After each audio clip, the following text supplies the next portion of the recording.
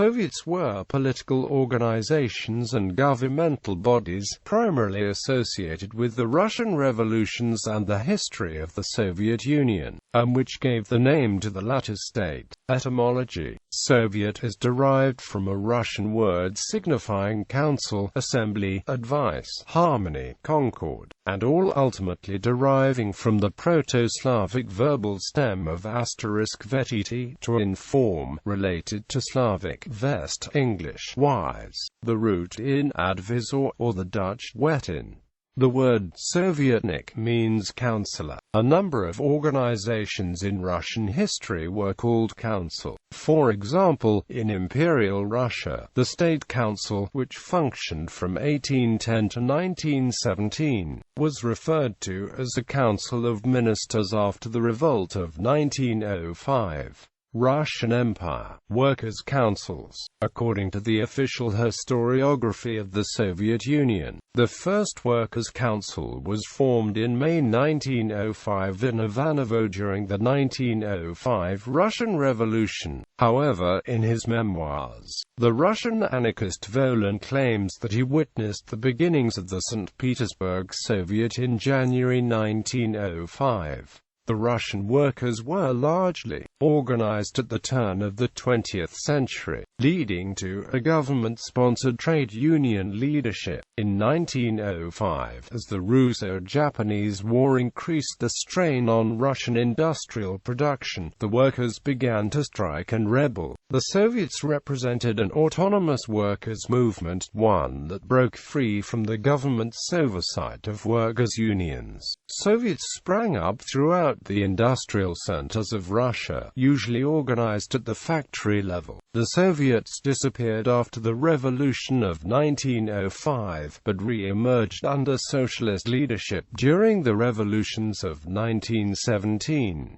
Russian Revolution. The popular organizations which came into existence during the Russian Revolution were called councils of workmen's and soldiers' deputies. Quote, "These bodies were supposed to hold things together under the Provisional Government until the election of a constituent assembly could take place. In a sense, they were vigilance committees designed to guard against counter-revolution. The Petrograd Soviet of 4,000 members was the most important of these, on account of its position in the capital and its influence over the garrison. At the beginning of the revolution, these Soviets were under control of the Socialist Revolutionary Party, and even the Mensheviks had a larger share of the elected representatives than the Bolsheviks. But as World War I continued and the Russians met defeat after defeat, and the Provisional Government proved inadequate at establishing industrial peace, the Bolsheviks began to grow in support. By degrees, the Bolsheviks dominated with a leadership which demanded all power to the Soviets. The Bolsheviks promised the workers a government run by workers' councils to overthrow the bourgeoisie's main government body, the Provisional Government. In October 1917, the Provisional Government was overthrown, giving all power to the Soviets. John Reed, an American eyewitness to the October Revolution, wrote, "Until February 1918 anybody could vote for delegates to the Soviets. Even had the bourgeoisie organized and demanded representation in the Soviets, they would have been given it. For example, during the regime of the Provisional Government there was bourgeois representation in the Petrograd Soviet, a delegate of the Union of Professional Men which comprised doctors, lawyers, teachers, etc. Similarly, Leon Trotsky wrote in Terrorism and Communism that, in Petrograd, in November 1917, we also elected a commune on the basis of the most democratic voting, without limitations for the bourgeoisie. These elections, being boycotted by the bourgeoisie parties, gave us a crushing majority. The democratically elected council voluntarily submitted to the Petrograd Soviet. The Soviet government placed no obstacle in the way of the bourgeois parties, and if the cadets, the SRs and the Mensheviks,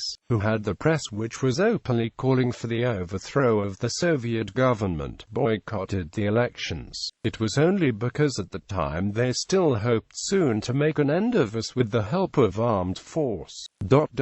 If the Petrograd bourgeoisie had not boycotted the municipal elections, its representatives would have entered the Petrograd Council. They would have remained there up to the first social revolutionary and cadet rising, after which, they would probably have been arrested if they did not leave the council in good time. As at a certain moment did the bourgeois members of the Paris Commune. Lenin wrote that the Soviets were originally politically open and inclusive entities, writing in the Proletarian Revolution and the Renegade Katsky that the disenfranchisement of the bourgeoisie is not necessarily an indispensable feature of the dictatorship of the proletariat. And in Russia, the Bolsheviks, who long before October put forward the slogan of proletarian dictatorship, did not say anything in advance about disenfranchising the exploiters. This aspect of the dictatorship did not make its appearance according to the plan of any particular party. It emerged of itself in the course of the struggle. Even when the Mensheviks still ruled the Soviets, the bourgeoisie cut themselves off from the Soviets of their own accord, boycotted them, put themselves up in opposition to them and intrigued against them. The Soviets arose without any constitution and existed without one for more than a year. The fury of the bourgeoisie against this independent and omnipotent organization of the oppressed, the fight, the unscrupulous, self-seeking and sordid fight, the bourgeoisie waged against the Soviets, and, lastly, the overt participation of the bourgeoisie in the Kornilov Mutiny, all this paved the way for the formal exclusion of the bourgeoisie from the Soviets. The Bolsheviks and their allies came out with a program called Soviet Government. The Soviet system was described as a high type of state and a higher form of democracy, which would arouse the masses of the exploited toilers to the task of making new history. Furthermore, it offered to the oppressed toiling masses the opportunity to participate actively in the free construction of a new society. According to Lenin, the author of these quotations, Soviet rule is nothing else than the organized form of the dictatorship of the proletariat. A code of rules governing elections to the Soviets was framed in March 1918, but the following classes were disqualified to vote: those who employ others for profit, those who live on incomes not derived from their own work, interest on capital, industrial enterprises or landed property, private businessmen, agents, middlemen, monks and priests of all denominations, ex-employees of the old police services and members of the Romanov dynasty, lunatics and criminals. With village and factory Soviets as a base, there arose a vast pyramid of district, cantonal, county and regional Soviets, each with its executive Soviet. Over and above these stood the All-Russian Soviet Congress, which appointed an All-Russian Central Executive Committee of not more than 200 members, which in turn chooses the Soviet of People's Commissaries, the ministry, beginning with a minimum of 3 and maximum of 50 members for smaller communities. The maximum for town Soviets was fixed at 1,000 members. The Soviet system was seen as an alternative to parliamentary systems for administering republican governments. Soviet Union. The Soviets formed as a grassroots effort to practice direct democracy. Russian Marxists made them a medium for organizing against the state, and in 1917, between the February and October revolutions, the Petrograd Soviet became a powerful force.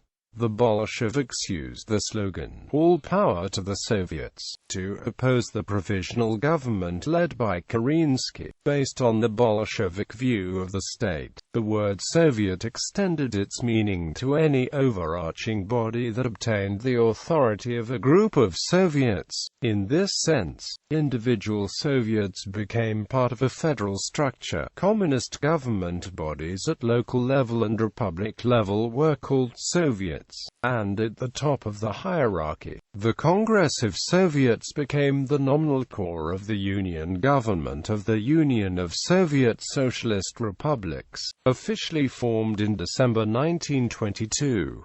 Successive Soviet constitutions recognized the leading role of the Communist Party in politics. The 1936 constitution deemed it the leading nucleus of all organizations of workers, whether public or state. The Soviets were structured as the instruments through which the party governed the country. Thus, the organs of the Communist Party made decisions on state policy, while the Soviets acted as a system for public approval of implementing the party's program. Later, in the USSR, local government bodies were named Soviet with an adjective indicating the administrative level, customarily abbreviated Gorsovit, Raysovet, Ryzovit, Salsovit, Posovit. In practice, deputies in a Soviet often worked in standing committees and carried out functions with the help of unpaid volunteers.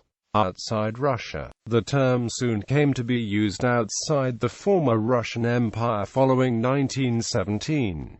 The Limerick Soviet was formed in Ireland in 1919. A Soviet Republic was established in Bavaria on the 7th of April 1919. In 1920, the Workers' Dreadnought published a constitution for British Soviets in preparation for the launch of the Communist Party. Here the focus was on household Soviets, in order that mothers and those who are organizers of the family life of the community may be adequately represented. Translations